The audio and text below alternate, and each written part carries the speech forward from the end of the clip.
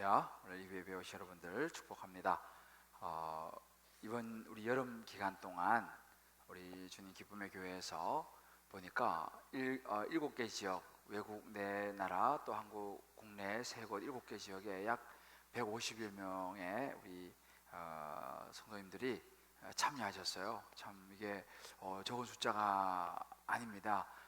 또 각자 다 자기가 자비량으로 자기 여비를 내서 또 호주머니를 열어서 이렇게 참여하시고 또 바자회로 또 수고하시고 얼마나 참 귀하게 여겨졌는지 모르겠어요. 그리고 또 이번에 같이 가지 못했지만 또 뒤에서 후원하시고 기도해 주시고 함께 하신 우리 모든 성도님들, 또 이제 뭐 국내 해외 들려오는 소식이 얼마나 참 다들 좋아하시는지 너무너무 수고를 많이 하신 것 같아요. 정말 우리 한번 이 시간 이번 우리 한 150여 명의 귀한 성도님들, 또 우리 함께 하신 우리 모든 성도들, 우리 하나님께 영광과 우리 축복의 박수 한번 할까요? 고맙습니다. 감사합니다. 그래요, 참 너무 좋은 것 같아요. 우리 주님 기쁨의 교회가 앞으로도 계속적으로 이제 여름 이럴 때는 더 많은 우리 식구들이 또 함께 해외로 또 국내로 섬기는 그런 일이 계속 있었으면 좋겠습니다. 아까 광고가 나왔습니다만 이 큐티인 책 나왔는데, 여러분 이번 주 토요일 세미나가 있습니다. 굉장히 좋은 세미나니까 꼭 놓치지 마시고 신청하셔서 오셔서 들으시기 바랍니다. 이렇게 자주 할 수 있는 그런 세미나가 아니니까요. 꼭 여러분들 시간 내셔서 참석하시면 좋겠습니다. 한 아이가 어머니로부터 이제 주일날 교회를 가는데 500원짜리 동전 2개를 받았어요. 엄마가 이야기했습니다. 야, 이거 하나는 헌금하고 하나는 용돈이니까 과자 사 먹어라, 이렇게 이제 줬습니다. 이 아이가 기분이 좋았어요. 그래서 이제 이 500원짜리 동전 2개를 가지고 막 저기 하면서 교회에 가다가 그냥 어떻게 하다가 동전 하나를 떨어뜨린 거예요. 이게 떨어져 또르륵 굴러가다가 하수구로 들어가 버렸어요. 여러분, 어느 돈이 들어갔을까요? 헌금이에요. 과자 사 먹을 돈이에요. 이 아이가 막 울면서 기도했어요. 하나님, 하나님께 드릴 헌금 동전이 들어가 버렸어요.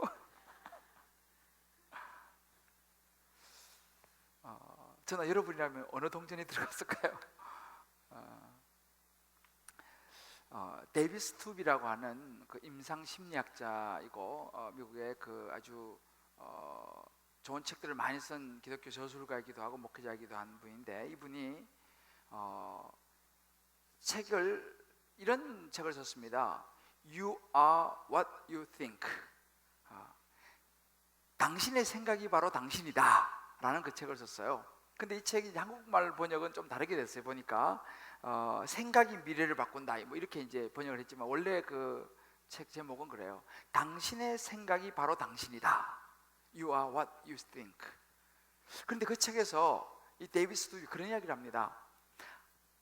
우리는 하나님께 세상을 다스리도록 하는 그런 명령을 받았고, 또 세상의 문화를 지배하라는 명령을 받았습니다. 그러나 그에 앞서서 우리는 우리 자신의 생각과 태도를 지배하는 것 역시 그리스도인이 해야 할 중요한 첫 번째 사명입니다. 그런 이야기를 거기서 하고 있습니다. 무슨 이야기입니까? 참 일리가 있는 이야기죠. 우리가 하나님께서 생육하고 번성하고 다스리라고 다 했지만 그 중에 중요한 것이 뭐냐면 우리의 생각이죠. 우리의 생각 또한 우리는 잘 컨트롤하고 다스릴 필요가 있다라고 우리에게 말씀하셨습니다. 그러면 중요한 것은, 그럼 어떻게 우리의 생각을 하루에도 수천 수만 번을 세치냐, 이 모든 생각을 우리가 잘 지배할 수 있느냐, 잘 컨트롤할 수 있느냐라는 것입니다. 그렇게 어렵지는 않습니다. 왜냐하면 하나님께서 창조하신 이 세상의 원리와 또 저와 여러분이기 때문에 우리는 하나님의 창조하신 하나님의 말씀을 기준으로 딱 잡으면요, 많은 생각에 있어서 중심을 잡을 수 있다는 것입니다. 이것이 없으면 많은 것이 혼돈이 온다는 것입니다. 그래서 하나님의 말씀을 우리가 딱 기준 삼고 하나님의 말씀을 잘 듣고 순종하면서 따라가게 되면 우리의 생각을 잘 지키고 지배할 수 있다.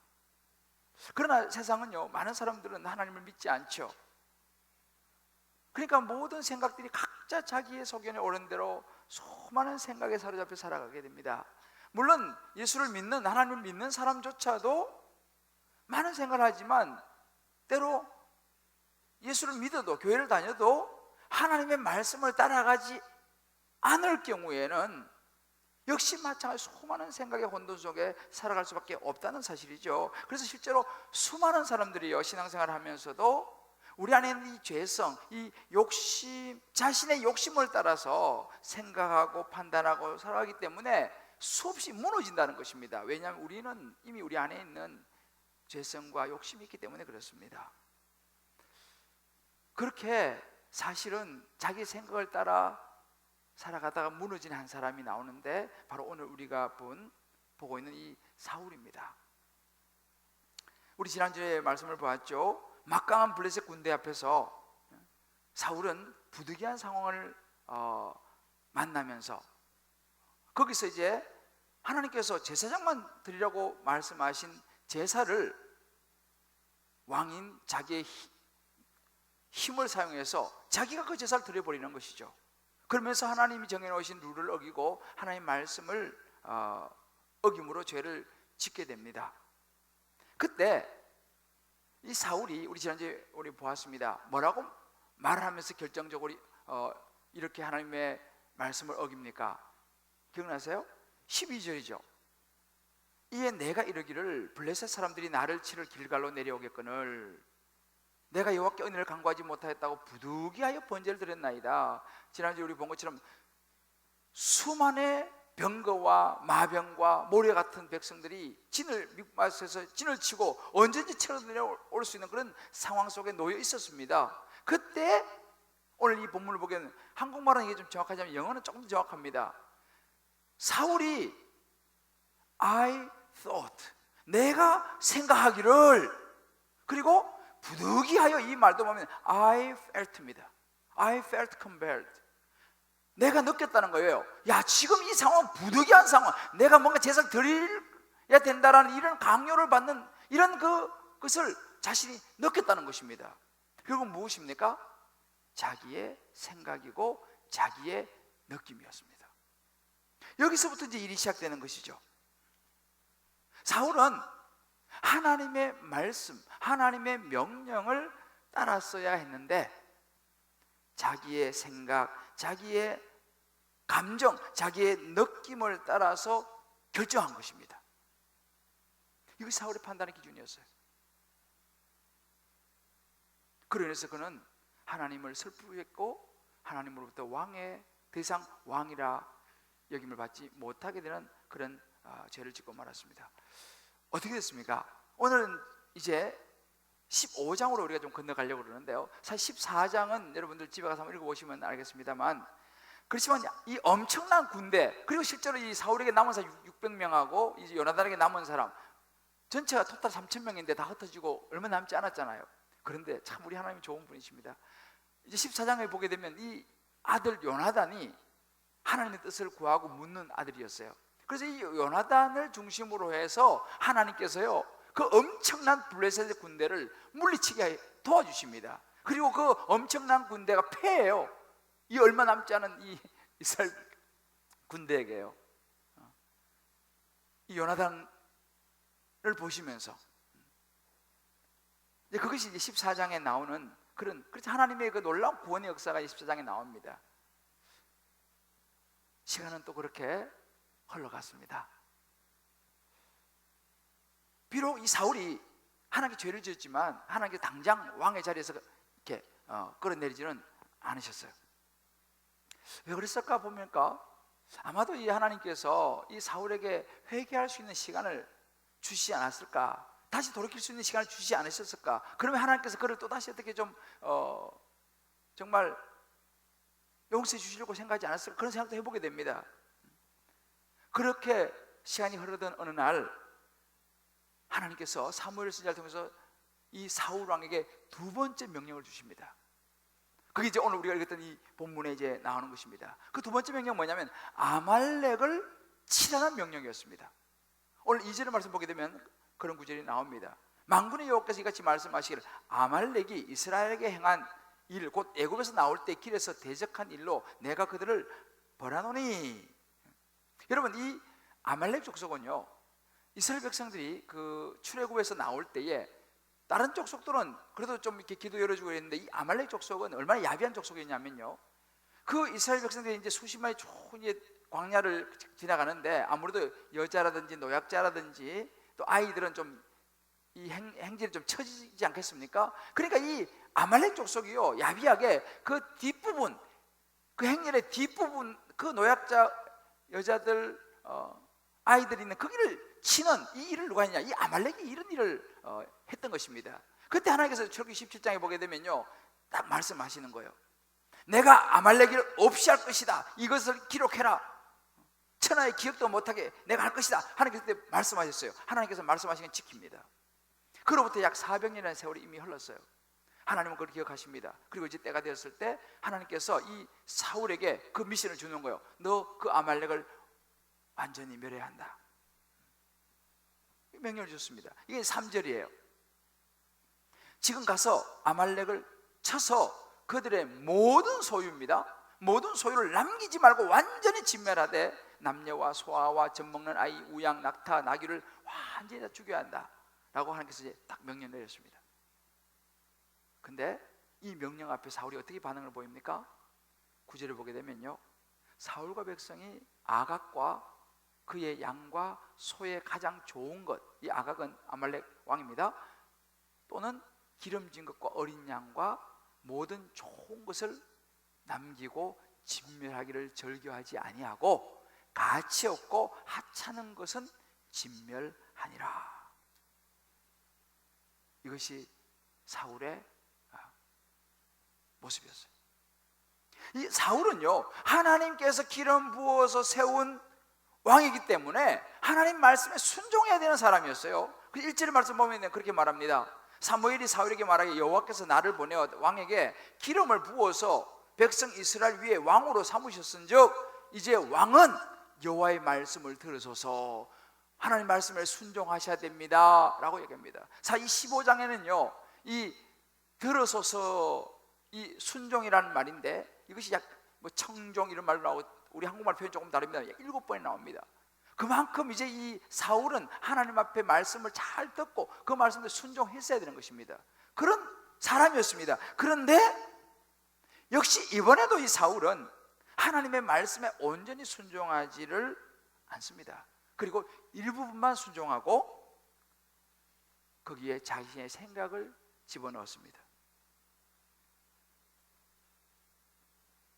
분명히 하나님께서 다 멸하라고 말씀하셨는데 하찮고 별 볼이 없는 것만 멸하고 남긴.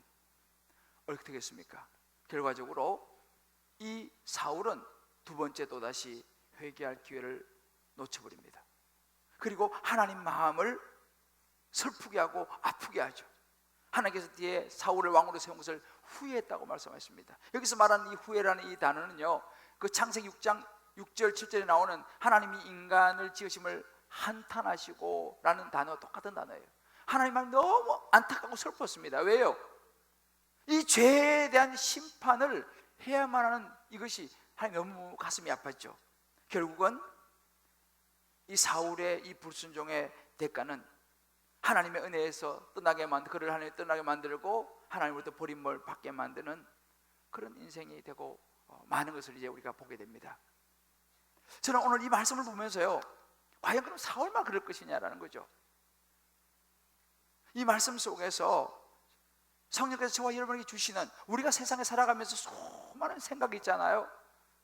수많은 선택의 기로와 수많은 상황 속에서 어떻게 우리의 생각을 잘 지배할 수 있느냐, 이것을 잘 배워서 사울이 갔던 하나님의 마음을 아프게 하고 버림받았던, 그래서 하나님으로부터 정말 떠나버린 그런 모습이 아니라 하나님 나라 가는 그날까지 우리의 생각을 잘 지켜서 잘 지배해서 하나님 보시기에 착하고 충성된 종이라 칭찬을 받는 영원한 생명의 주인공이 되는 저와 여러분, 우리의 모든 삶과 가정과 자녀와 직장과 사업이 되기를 주의 이름으로 축복합니다.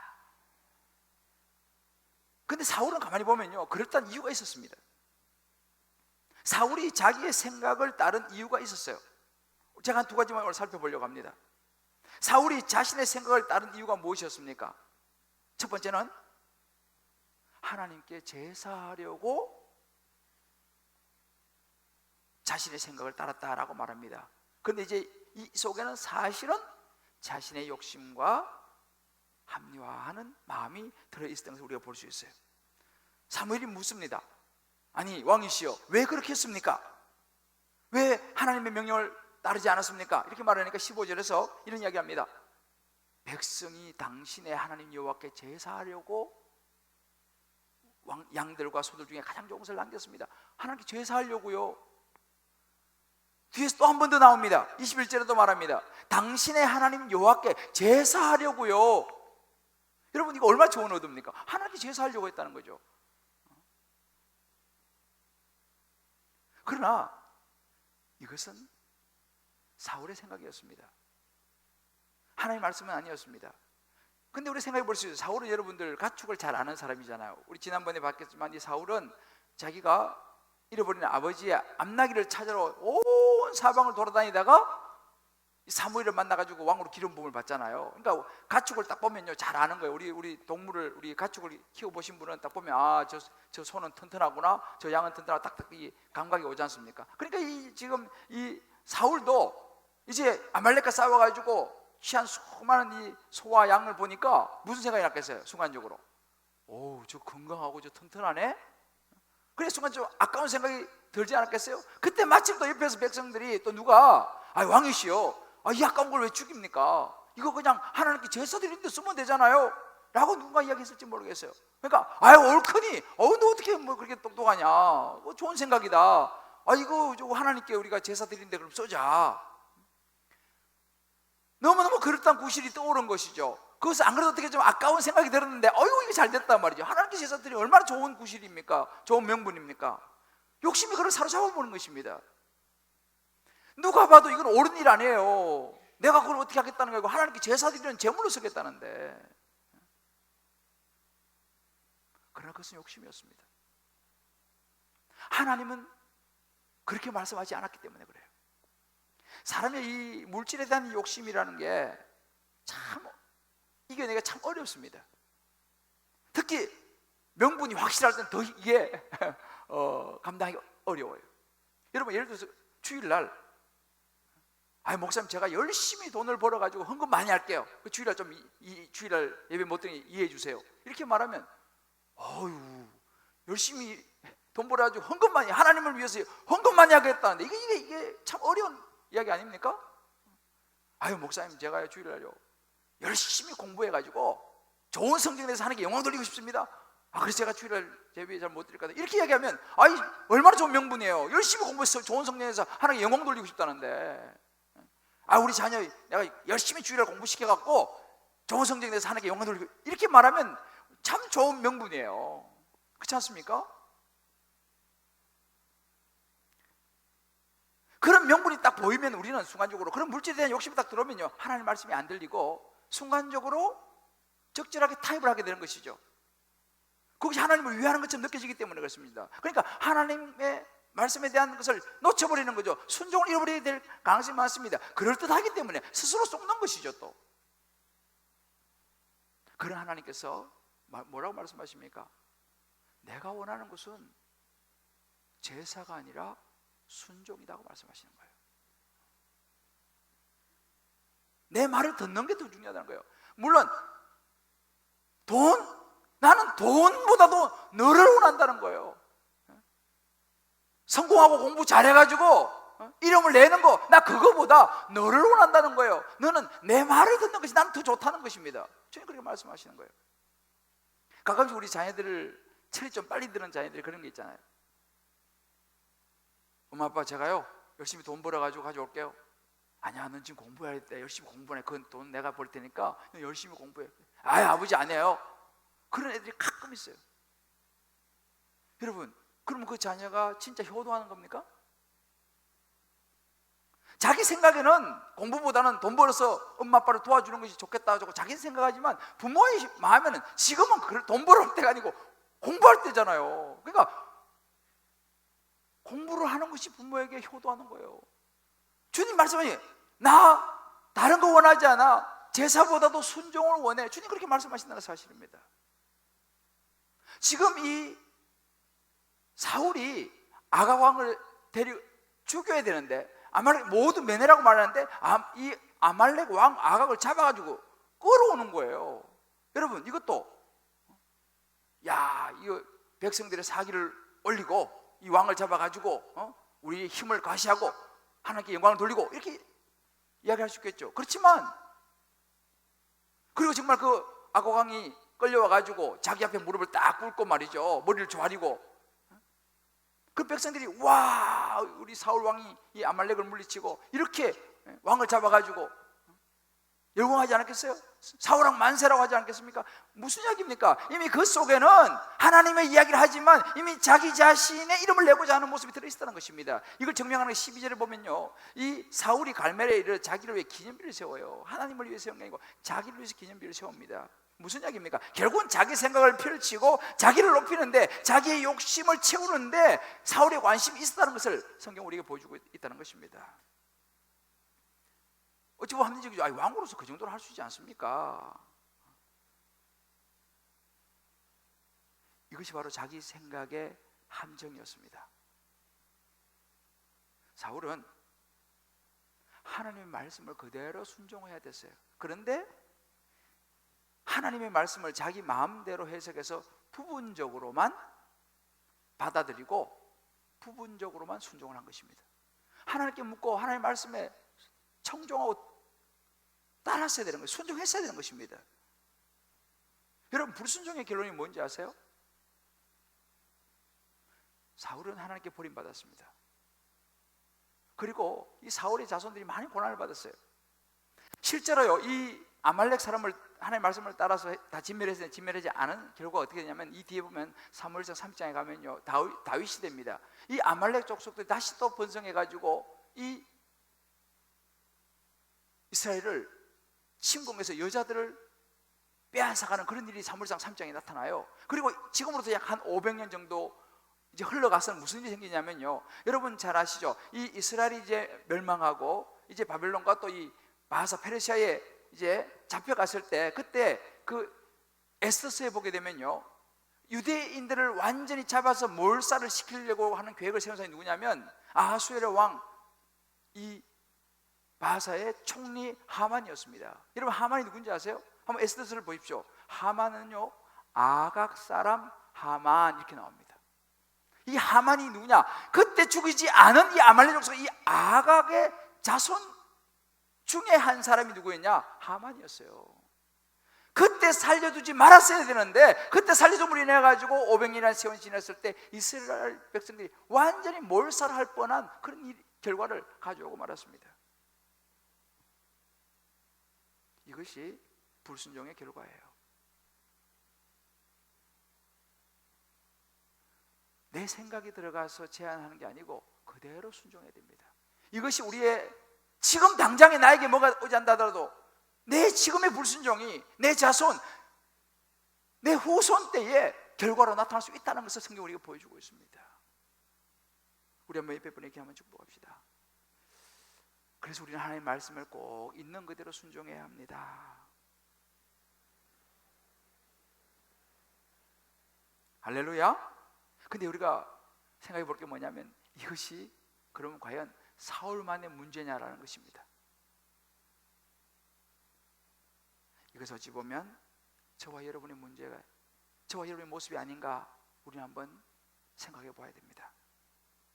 솔직히 우리 신앙생활 하면서 힘들지 않은 것은 그래도 잘 순종합니다.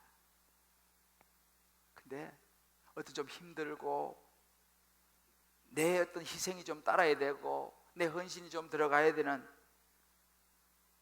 이런 상황이 되면 우리는 자신도 모르게 적절하게 합리화하면서 적절하게 피해가는 불순종의 모습, 순종하지 않는 그런 모습, 우리 안에 있는 것을 보게 됩니다. 별로 문제가 안 되는 건 순종되는 거예요. 그런데 진짜 나를 내어놓아야 되고 정말 뭔가를 내가 해야 하는 쉽지 않은 그런 부분에 있어서 우리는 내어놓지 못한 부분을 볼 수 있어요. 그리고 보면 우리도 마찬가지, 우리 삶 속에서도요, 지금 이 사울이 자기를 높여줄 수 있는 아각 왕을 살려두는 거, 소와 양을 살려두는 이런 부분을 우리에게 적용을 해보면요, 우리 삶 속에도 마찬가지요. 저와 여러분의 삶 속에서의 아각 왕이 있다는 거예요. 소와 양이 있다는 것입니다. 그건 내놓고 싶지 않아요. 나머지는 다 헌신하고 순종되는데 그 부분은 내가 순종을 못하겠어. 그 부분은 내가 못 따라가겠어. 왜? 아까워. 어떤 것이 있을까요? 우리가 신앙생활하면서 예수 믿으면서 어떤 부분을 우리가 주님 앞에 내어놓지 못합니까? 교양입니까? 아이고, 내가 그래도 예수 믿어도 내가 신앙생활도 그래도 교양은 지켜야지. 체면입니까? 아니, 내가 사회에서 이 정도 위치를 가지고 있는 사람인데 내가 그 사람들 앞에서 체면이지, 그런 마음인가요? 학벌인가요? 내가 그래서 사회에서 이 정도의 학벌을 가지고 이런 사람인데 내가 그 신앙생활 그 교회 가서 사람들하고 말이지, 내가 이런 마음입니까? 아니면은 돈입니까? 다른 건 내가 다 되는데 이 돈, 이건 내가 참 어려워. 이것만은 내가 놓을 수 없어. 우리 각자에게 아각왕과 소아양이 있다는 사실이에요. 저도 이 말씀을 쭉 묵상하면서 목사로서 저 자신을 쭉 한번 돌아봤어요. 그럴 때면 어느 한순간에 개척을 해서 쭉 오면서 어느 한순간에 이제 뭐 이 정도 교회가 되면 뭐 이제 이 정도는 하는 마음이 솔직히 들어갈 때가 있었던 것을 제가 보았어요. 그것이 바로 이제 욕심의 시작이고 그것이 함정이었는데, 솔직히 제 옆에서 인간적으로 좋게 말해주고 저를 막 이렇게 위해주는 그런 말을 하는 사람이 있었어요. 고맙더라고요. 그때는 나를 이렇게 생각해주고 이렇게 위해주는구나, 고마웠어요.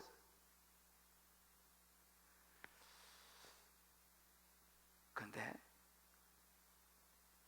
그때 제가 그 사람, 나를 위해주고 나를 이렇게 좋게 해주는, 이 정도 되면 뭐 이 정도는 해야 되지 않습니까? 라고 말하는, 나를 좀 좋게 해주는 그 사람의 말을 들을 것이 아니라 하나님께 물었어야 되는 거예요.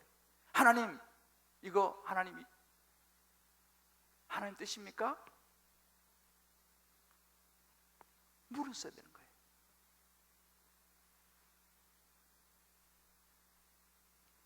그것이 지금 소와 양이었던 거예요. 사람이 아니라 하나님께 물었어야 되는 거죠. 근데 저는 앞으로도 이런 상황들이 계속적으로 생길 가능성이 많다고 생각합니다. 주님께 가는 그날까지 끊임없이 우리에게는 이런저런 상황이 펼쳐질 것입니다. 제 생각을 이렇게 저렇게 흔들 것입니다.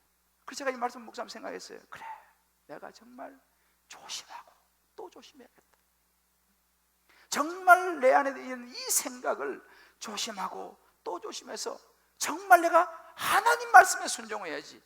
그래서 요즘 제가 늘 내 안에서 나오는 생각이에요. 모든 시선을 주님께 드리자. 하나님께서 뭐라고 말씀하시는가? 우선 지금 내가 좋은 게 아니라 하나님께서 뭐라고 말씀하시는가? 이것이 사는 길이요, 이것이 승리하는 길이요, 이것이 저와 여러분이 주님께 가는 그날까지 우리의 어떤 욕심과 쉽지 않지만 자기 합리화의 생각에 넘어지지 않는 길이라고 생각합니다. 제가 가끔 만나는 한 여자분이 있어요. 이분은 제가 여기 엘리베이터를 타고 오면서 한 번씩 이제 뭐 이렇게 지하에서 만나는데 열심히 운동을 해요. 이분은요. 골프 가방도 메고 다니고. 그분은 저를 보는데 꼭 이럴 때만 목사님 만난다고 그런 분이 있어요. 근데 그분은 제가 알기로는 신앙생활을 안 해요. 교회를 안 다녀요. 근데 사실은 제가 이분을 많이 본 분이었는데 알고 보니까 이분 제가 전에 사랑교회에서 사역할 때 우리 교구 성도였어요, 그분이. 근데 이제 워낙 그때 사람이 워낙 많고 막 그러니까 제가 신방을 갔었다더라고. 그러고 보니까 생각이 좀 나는 것 같아요. 근데 지금 교회를 안 다녀요. 신앙생활 안 해요. 그래서 내가 볼 때마다 아니, 신앙생활 해야 됩니다. 예수 믿어야 됩니다. 중요합니다. 제가 이야기하는데 그냥 웃고 그냥 안 해요.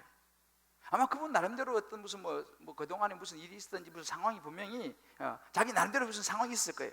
분명히 이유가 있을 겁니다. 그런데 제가 보면 때 그분에게는요, 잘은 모르지만 이 운동 좋잖아요. 운동 열심히 해야죠. 몸도 건강하게 중요하니까. 그런데 골프도 열심히 치고 다 좋습니다. 그런데 중요한 것은 뭐냐? 그것이 소와 양이 되는 거예요. 그것이 악하고 왕이 되는 거예요.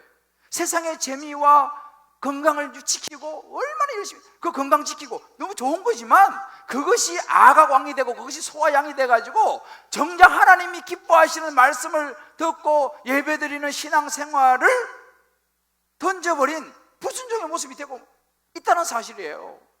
그 제가 지난번에도 이번에도 집회 내가 또 만났어요. 이번 집회 꼭 오시라고. 안 오셨어. 여러분, 우리도 마찬가지예요. 우리 삶 속에서요, 좋은 것이지만 예를 들어서 운동이, 골프가 어떤 사람에게는 뭐 여행하는 것이, 어떤 사람에게는 자식이, 어떤 사람에게는 지식을 습득하는 것이, 어떤 사람의 돈이 소와 양이 될 수 있다 이 말이에요.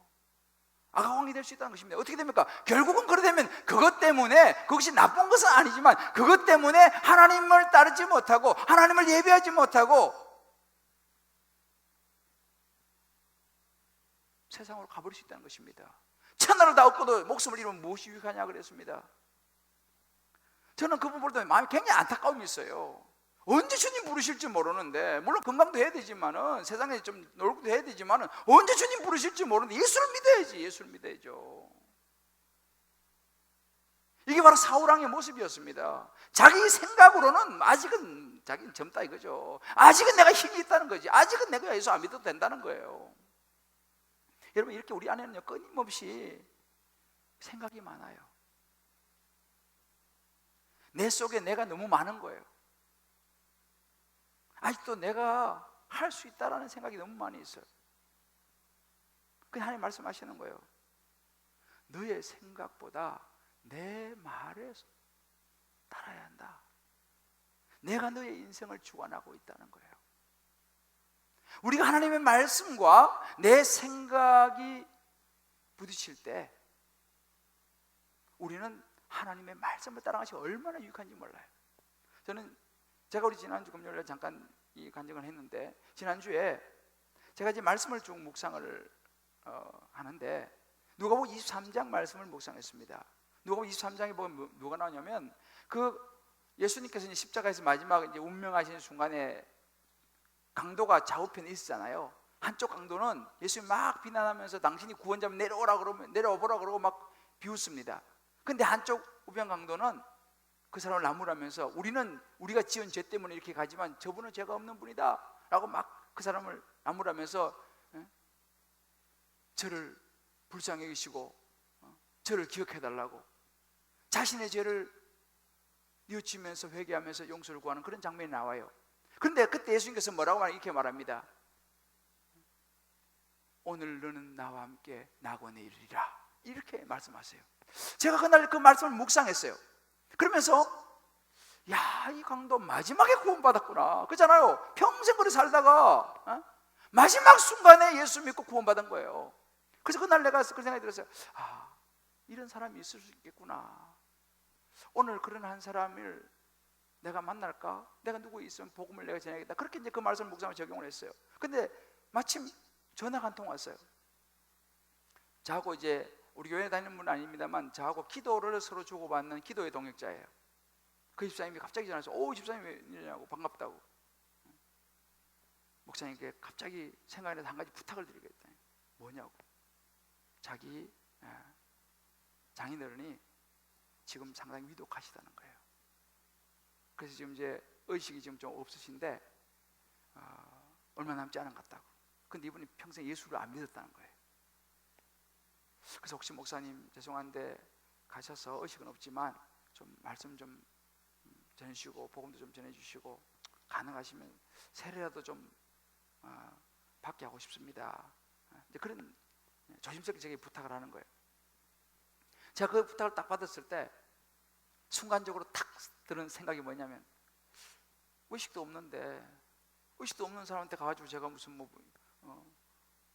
복음을 전하고 이야기하고, 또 특히 의식도 없는 사람한테 세례를 준다는 것은 이건 또 조금 목사로서 좀 그렇지 않나, 너무 내가 개인적인 관계 때문에 또 이건 뭐 이런 생각이 탁 스쳤어요 저에게. 일단 의식 없다니까. 그런데 그런 과정 속에서 하나님의 말씀이 저에게 탁 왔어요. 오늘 내가 묵상한 이 마지막 순간에 예수 믿고 구원받은 그 한 사람, 그 강도가 이 사람일지 모르겠구나. 그 생각이 딱 드는 거예요. 그러니까 지금 의식도 없는데 이런 생각이 들어왔다가 그 생각을 딱 하니까, 그래, 오늘 주님께서 나에게 붙이는 바로 그 한 사람이 이 사람인지 모르겠다. 알겠습니다. 가겠습니다. 다른 약속을 좀 이렇게 해가지고 받아갔어요. 근데 제 마음이 그래서 확신이 오는 거예요. 오늘 이미 이 말씀을 주셨고 이 말씀에 의해서 이런 연락을 받고 내가 만났으니까 하나님이 하실 것 같다라는 확신이 오는 거예요. 그래서 제가 가서 보니까 의식이 없어요. 이제 제가 그리고 그 말씀을 내가 상기했어요. 그리고 그 옆에 있는 집사님에게도 제가 오늘 이 말씀을 읽었습니다. 하나님이 하실 것 같습니다. 그리고 이제 뭐 의식이 없으니까. 근데 이제 저는 이제 목사로서 그런 경험을 좀 이제 제가 봤잖아요. 그래서 제가 의식이 없지만 그 영혼이 아직 떠난 것이 아니기 때문에 들을 수 있다는 생각을 했어요. 그렇지만 뭐 제가 하나님이 아니면 모르죠. 그래서 제가 그분의 귀에 대고 이야기했어요. 의식 없지만 그분에게 구원받아야 된다고. 할아버지는 죄인이시고 예수를 믿으면 모든 죄에서 용서받고 예수 명제하시면 영원한 천국 갈 수 있습니다 하고 제가 이제 간단하게 그 귀에 대고 설명해 줬어요. 그래서 제가 이제 무슨 이야기를 얘기했어요. 할아버지에게 제가 이제 그렇게 좀 가끔 하는데, 할아버지 제 말이 들리시거든. 그리고 이 예수님을 영접하실 마음이 있으시면 손을 조금이라도 손을 한번 움직여 보세요. 아니면 눈에 힘을 조금이라도 줘보세요. 내가 이렇게 이제 이야기를 했어요. 근데 그런 상태에 있던 이 할아버지가 갑자기 이 오른쪽 엄지를 움직이시는 거예요. 오른쪽 엄지손가락. 이 왼쪽 이렇게 왼쪽에서 엄지손가락. 제가 손을 잡고 있었거든요. 반응이 오는 거예요. 옆에서 봤죠. 의식이 없으니까. 할아버지 됐습니다. 그래서 제가 그렇게 되고 할아버지 반응을 보였으니까, 자 할아버지 그러면 지금부터 저를 따라서 기도하십시오 하고 제가 영접 기도를 시켰어요. 아무것도 하지 못하지만 그분이 영접 기도를 따라 하셨어요. 그래서 이제는 그 전에 할아버지는 이제 성도님이 된 거예요. 예수를 믿었으니까 하나님 자녀가 된 거 아니겠습니까? 마지막 순간에. 그래서 이제 제가 그러면 제가 이제 세례를 드리겠습니다 하고 내가 이제 세례를 드렸어요. 그때 놀라운 일이 생겼어요. 이 할아버지가 갑자기 오른손을 번쩍 들었어요. 오른쪽으로 번쩍 들어서 턱 얹는 거예요. 그 순간에 의식이 돌아온 거예요. 여러분 별로 안 놀라시네. 저도 놀라고 옆에서 같이 갔던 그 집사님하고 우리 같이 갔던 목사님 깜짝 놀랐죠. 그래 바로 이거다. 하나님의 말씀에 순종했더니, 내 생각으로 했으면은 그런데 아니 하나님께서 그 말씀을 주시고 마지막 순간에 구원할 자가 있다라는 그 말씀을 내가 순종했더니만은 그 한 생명이 구원받는 역사를 보게 하신 것입니다. 할렐루야. 그리고 그 다음날 10시 10분에 그 할아버지 하나님 부르셔서 소천하셨어요. 여러분 이것이 하나님의 역사예요. 하나님의 말씀에 순종하면 우리의 상식, 논리적이지 않고 합리적이지 않고 어떻게 그럴 수 있어? 라고 생각될지 모르지만 그거는 우리 생각인 거예요. 하나님의 생각, 하나님의 말씀에 순종하는 것이 더 중요하고, 그럴 때 하나님이 살아계심을 경험하게 되는 줄 믿으시기를 주의 이름으로 축복합니다. 사울이 이것을 놓친 거예요. 소와 양이 중요한 게 아니에요. 지금 하나님 말씀에 순종했어야죠. 자기 욕심이었던 것이죠. 자기 합리였던 것이죠. 두 번째로 사울이 자기 자신의 생각을 따른 그랬던 이유가 뭐냐면 백성을 두려워했다 그랬습니다. 백성이 두려웠다는 거예요. 이것은 정말 그렇다 하지만 역시 그의 자신의 변명이요 자신의 죄를 전가하는 것이었습니다. 이제 사무엘이 마침내 개입을 해서 길갈에서 사울을 만나가지고 이야기합니다. 근데 사울이 13절에 보면 능정하게 이렇게 말합니다. 제가 여호와의 명령을 다 지켰습니다. 이렇게 이야기하는 거예요. 그랬더니 그때 사무엘이 이렇게 말합니다. 그러면 지금 제 귀에 들려오는 이 양의 소리와 소의 울음소리는 무엇입니까? 라고 물었습니다. 당황했죠. 아, 그게 아니고요 라고 말하면서 변명하기 시작합니다. 그러면서 우리 20절에 보게 되면 이렇게 이야기합니다. 나는 진멸하였으나 백성들이 그냥 그렇게, 나는 분명히 그렇게 했는데 백성들이 그냥 그걸 자기들이 그렇게 해서 좋은 거 가지고 하나님께 제사 드린다고 저렇게 했습니다 라고 백성들에게 모든 걸 떠맡기는 거예요. 사무엘 선지자가 말하죠. 19절에 어찌하여 왕이 여호와의 목소리를 청종하지 아니하고 탈취하기에만 급하여 여호와께서 악하게 여기신 일을 행하였습니까? 아니, 내가 그러려고 한 건 아니고 백성들이. 그래서 마지막 코너에 몰리니까 24절에는요 자기 그렇게 한 것은 인정하면서 뭐라고 하면 이렇게 말합니다. 내가 여호와의 명령과 당신의 말씀을 어긴 것은, 이제 어긴 것은 이제 인정을 한 거예요. 그렇지만 내가 백성을 두려워해서 그들의 말을 제가 따랐습니다. 이건 진정한 회개가 아닌 거죠. 누구 때문이라는 거예요. 자기의 죄를 백성들에게 이제 전가하는 것이죠. 여기서 사울은 마지막 기회를 잡았어야 되는 거예요. 하나님, 제가 잘못했습니다. 죄죄입니다. 결국은 제 책임입니다 라고 하나님께 회개하고 돌아섰으면은, 주님, 우리가 우리를 죄를 자백하면 죄를 미쁘시고 오히려 우리를 죄를 사하시고 모든 불이 우리 깨끗게 한다 그랬잖아요. 그때라도 회개하고 하나님, 제가 잘못했습니다 하고 나왔으면은 하나님의 은혜를 입었을 텐데, 마지막 순간에 사울은 역시 변명하면서 백성들 때문에 어쩔 수 없이 라고 그들에게 죄를 전가하는 모습을 보였어요. 여러분, 우리 신앙생활에서도 마찬가지예요. 살아가다가 우리도 실수할 수 있고 잘못할 죄를 지을 수 있어요. 어떻게 해야 됩니까? 나의 죄를 보아야 되는 거예요. 인정해야 되는 거예요. 하나님, 제가 잘못했습니다. 오늘날 많은 경우가 나는 보지 않고 다른 사람만 보는 거예요. 성경에서 읽어도 내 죄는 보이지 않고 날마다 이거 가지고 저 사람은 어떠냐, 저 사람은 어떠냐. 자식이 잘못했고, 남편이 잘못했고, 부모가 잘못했고, 성도가 잘못했고, 목사가 잘못했고. 아니라는 거예요. 나의 죄요, 나의 약함이라는 것입니다. 여러분, 오늘 제가 보면 이런 좋은 글귀가 있어요. 거룩한 사람은 완전한 사람이 아니라 자기의 죄를 잘 보는 사람이다 라고 했어요. 거룩한 사람, 여러분, 세상에 완전한 사람이 어디 있습니까? 그래서 진짜 거룩한 사람은요 완전한 사람이 아니고 자기의 약한 죄의 모습을 보면서 날마다 자기를 돌아보고 추스리는 사람, 그 사람이 거룩한 사람이다. 우리가 진짜 거룩한 삶을 살려면요 날마다 나의 모습을 돌아보면서 하나님 앞에 나를 추스리고 시인하고 인정하는 것이 너무 중요하다는 거예요. 사울이 이걸 하지 않았다는 사실입니다. 그런데 이 구절하고요 정말 흡사한 사람이 있어요. 제가 이번 주에 누가복음 묵상하는데 빌라도 누가복음 23장에 보면 빌라도가요 3번이나 예수님 죄가 없다고 이야기합니다. 그런데 마지막에 23절에 보게 되면 뭐라 합니까? 거기 나오는 군중들이 큰 소리 제치고 십자가에 못 박아서서 하는 거예요. 분명히 자기는 3번의 죄가 없다고 이야기했어요. 그런데 그 군중들의 소리 앞에서 빌라도가 어떻게 하십니까? 24절에 또 이렇게 합니다. 이에 빌라도가 그들이 구하는 대로 하기를 언도했습니다. 자기가 볼 때 죄가 없는데 백성들이 하도 그러니까 그것이 자기에게 영향을 미칠 것 같으니까 그럼 나는 죄가 없으니 손 씻으면서 당신들이 알아서 하시오. 그렇다고 그러면 빌라도의 죄가 아닙니까?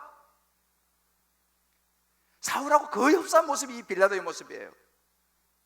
백성들의 욕을 받아들여서 허락한 것도 역시 뭐예요? 하나님 말씀을 어긴 것이 불순종인 것입니다. 여러분 보세요. 사도신경에 본디오 빌라도에게 고난을 받아서 오늘도 주일만 되면 수십만 수억 명의 사람들이 본디오 빌라도에게 고난을 받아서 지옥에서도 기가 간지러울 거예요. 누구의 죄요? 백성들 무리 때문에? 아니요. 어찌하여 왕이 여호와의 목소리를 청정하지 아니하고 결국은 자기가 하나님의 죄로 범한 것입니다. 여러분 우리가 분명히 알아야 될 것입니다. 왕으로서 백성의 이야기 듣는 건 나쁜 건 아닙니다만은, 그러나 백성의 이야기보다 더 중요한 것은 하나님의 명령을 따르고 순종하는 것이라는 사실을 저와 여러분이 마음에 새기게 되기를 주의 이름으로 축복합니다. 여러분 순종의 반대는 불순종이에요. 불순종이 뭡니까? 오늘 23절에 이렇게 말합니다. 거역하는 것은 점을 치는 죄와 같고 완고한 것은 사신이 우상에 절하는 죄와 같다. 여러분 뭐예요?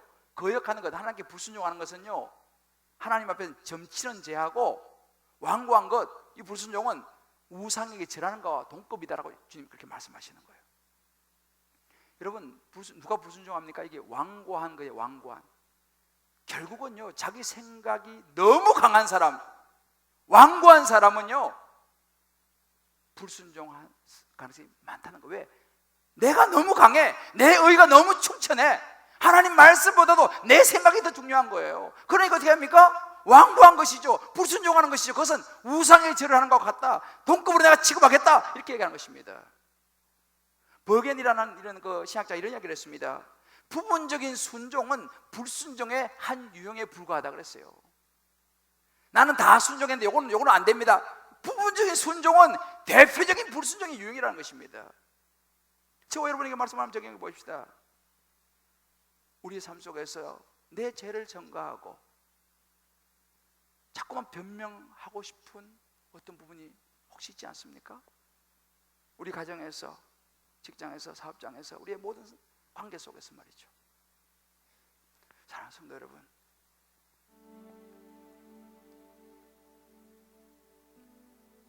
태산에는 안 넘어지는데 작은 돌뿌리에 넘어지는 것이 인생이라고 했습니다. 큰 게 아니에요. 사울도 어찌 보면 왕의 자리에 앉아서 뭐 대단한 것 같이 보지 않아요. 그런데 자기의 생각, 자기 안에 있는 그 욕심을 제어하지 못해서 하나님 앞에 불순종이라는 돌뿌리에 넘어지고 말았습니다.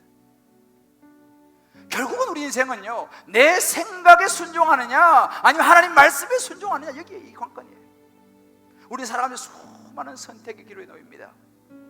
끊임없이 분별을 해야 됩니다.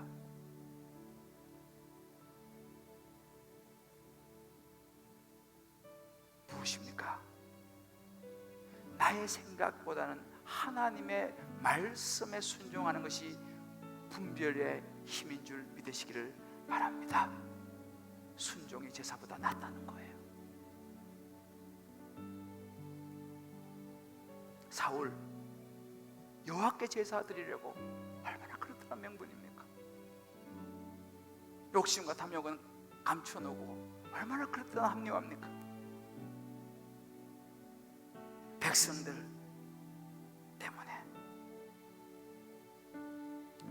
저와 여러분은 이제 말씀과 앞에 서서 옳고 그르면 문제가 아니에요. 하나님의 말씀이 순종하냐, 이게 중요합니다. 착하고 충성된 종이 기준이 무엇입니까? 세상 사람들도 다 열심히 착하고 충성되게 살아갑니다. 기준이 무엇입니까?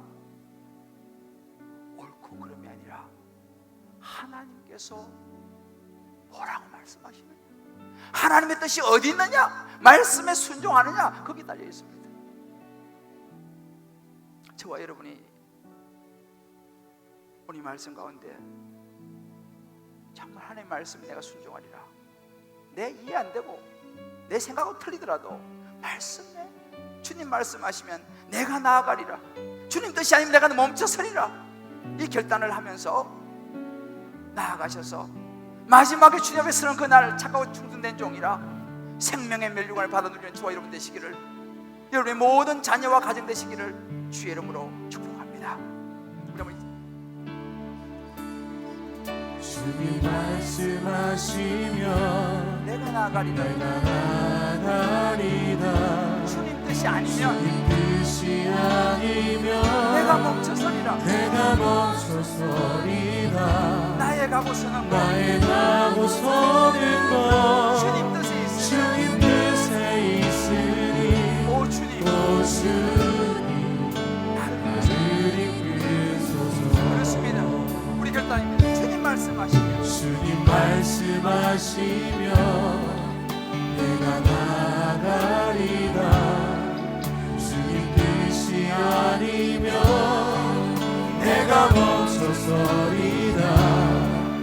나의 가고 서는 것 주님 뜻에 있으니 오 주님 나를 이끄소서. 뜻하신 그곳에 나 있기 원합니다. 뜻하신 그곳에 나 있기 원합니다. 이끄시는 대로 순종하며 살리니 연약한 내 영혼 도하여 일하소서. 주님 나라와 그 뜻을 위하여 뜻하신 그곳에 나 있기 원합니다. 이끄시는 대로 순종하며 살리니 연약한 내 영혼 도하여 일하소서. 주님 나라와 그 뜻을 위하여 오 주님 나를 이끄소서. 오 주님 나를 이끄소서. 우리 한번 이 시간 눈을 감고 기도했으면 좋겠습니다. 우리는 어떻습니까? 오죽하면 내가 그랬겠냐고 우리는 자주 그렇게 말하지 않습니까? 하나님께 제사 드리려고요. 저 백성들 때문에요. 너무 그럴듯한 명분이 있습니다. 이유가 있습니다. 다른 사람이 들어도 그거 맞다 라고 말합니다. 누가 봐도 그건 옳습니다. 그러나 우리가 알아야 됩니다. 생각의 주인은 하나님이십니다. 하나님의 말씀을 따라야 합니다. 내 뜻이 아니라 하나님의 뜻을 따라야 합니다.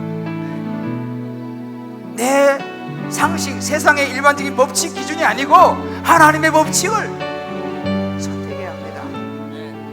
우리 한번 이 시간 오늘 말씀 가운데 성경에 주신 음성들을 붙잡고 하나님 우리 자신을 돌아보면서 내 모습 안에 변명하고 죄를 청구하려고 하는 모습이 없는가? 내 안에 소와 양은 뭔가? 아가왕은 무엇인가? 주님, 그러나 이제 다시 솔직하게 하나님 앞에 나 자신을 내어놓고 다시 시작하고 다시 일어서 보렵니다. 하나님 아버지,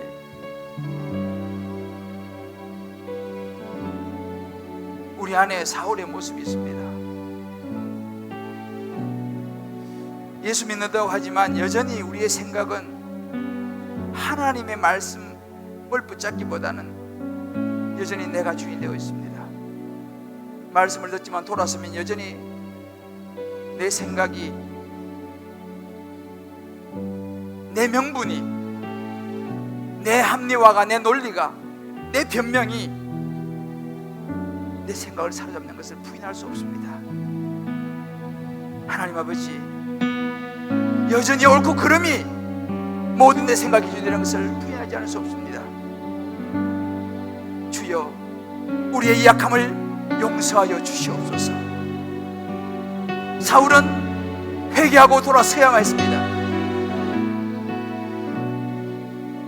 그러나 그는 그렇지 못했습니다. 하나님 아버지, 우리가 주님 앞에 서서 오늘도 우리가 죄인인 것을 고백합니다. 내 안에 욕심이 있었음을 고백합니다. 내 안에 탐심이 있었음을 고백합니다. 죄의 죽음에 저 자신인 것을 고백합니다. 그럴듯한 변명으로 포장했고 그럴듯한 명분을 내세웠지만 결국은 죄의 욕심이었습니다. 판단이요 논리였습니다. 합리화였습니다. 하나님 아버지, 이 시간 다시 한번 주님 앞에 우리 자신을 솔직히 내려놓고 다시 시작하려고 합니다. 이제부터 더 하나님 말씀을 붙잡겠습니다. 내 생각보다 하나님 말씀에 순종하겠습니다. 이해되지 않더라도 말씀을 따라가겠습니다. 주님 말씀하시면 서기도 가기도 하겠습니다. 주여, 우리를 도와주시옵소서. 다시 생각 우리를 사로잡지 않게 하여 주시옵소서. 우리의 자녀의 마음을 하나님의 말씀이 붙잡게 하여 주시옵소서. 우리 가정과 우리 자녀와 우리 아내와 남편과 부모와 우리 모든 생각들을 하나님 말씀에 복종시키게 하여 주시옵소서. 선하신 목자 되신 주님을 100% 순종하고 우리 인생에 반드시 좋은 것을 주실 주님을 100% 신뢰하면서 따라가는 우리 인생이 되게 하여 주시옵소서. 주여, 우리 생각을 다스리게 하여 주시옵소서. 예수님의 이름으로 기도합니다. 아멘. 우리 다 자리를 앉으시면서 우리 이렇게 한번 축복합시다. 우리의 생각이 아니라 하나님의 말씀을 따라갑시다. 우리의 생각이 아니라 하나님의 말씀을 따라갑시다. 할렐루야. 아멘. 모든 시선을 하나님께 드려야 됩니다. 그럴 때 살아계신 하나님이 나를 지배하기 시작하고 내 생각을 지배하기 시작하는 거예요. 내 생각으로 우리 자식을 컨트롤해서는 안 됩니다. 하나님의 말씀으로 그들에게 양육해야 됩니다. 할렐루야. 아멘. 하나님의 말씀이 그들에게 들어가야 돼요. 그래 그들이 하나님을 느끼는 것입니다. 그래야지 내 삶이 내 히스토리가 되는 것이 아니고 내 삶이 하나님의 역사가 될 줄을 믿습니다. 아멘. 우리 다시 한번 이 시간 결단합시다. 모든 시선을 주님께 드리고 우리 한번 이 시간 결단하고 축복을 하겠습니다. 우리 오른손으로 한번 찬양합시다. 모든 시선을 주님께 드리고 살아계신 하나님을 살아계신 하나님을 느낄 때 내 삶은 주의 역사가 되고 하나님이 일하기 시작하는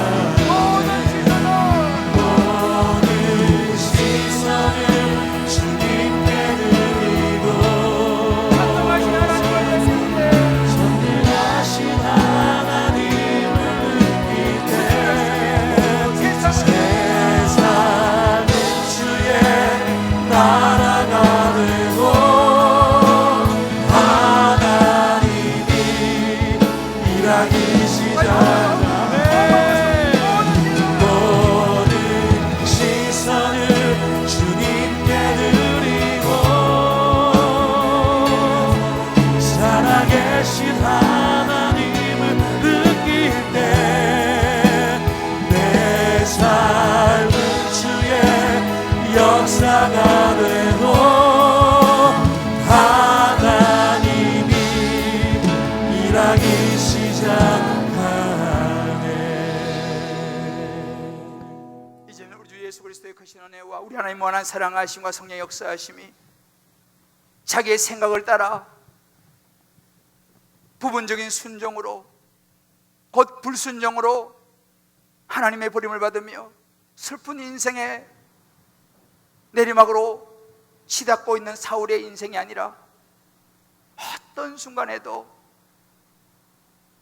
이해되어지지 않더라도 기가 막힌 상황에도 하나님의 말씀에 순종하기로 결단하고 모든 시선을 주님께 드리기로 결단하고 그렇게 내 자녀에게, 내 아내와 남편과 부모에게, 내 직장과 모든 내 삶의 현장 속에서, 내 사업 속에서 살아계신 하나님을 느끼며 우리의 삶이 주의 역사가 되기를 소원하고 나가는 모든 주의 거룩한 백성들 머리 위에, 군문에 가 있는 자녀들, 지방가회에 나가는 모든 권속들 머리 위에, 어려운 중에도 주의 언약을 기억하며 11조 예물로, 감사로, 성교로, 구제로, 소원의 예물로, 특별한 헌금으로 주님께 올려드리는 언약의 축복된 손길 위에 이제부터 영원토록 함께 하시기를 간절히 축원하옵나이다. 아멘.